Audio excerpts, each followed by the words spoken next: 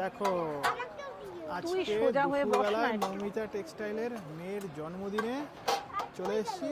আর এখন খাবার দাবার কিন্তু পরিবেশন হচ্ছে একেবারে কাঁসার থালায়। এখানে একটা প্লেট দেবে। চলে এসছে দিচ্ছে না ভাত। সিকি যাও দিকে যাও এবার সিকি প্লেট দাও বাহ! দেবে দেবে। এই তো চলো, ভাত দিচ্ছে। এবার সোনা বাবারও কিন্তু চলে এসছে আর একটু দিয়ে দাও।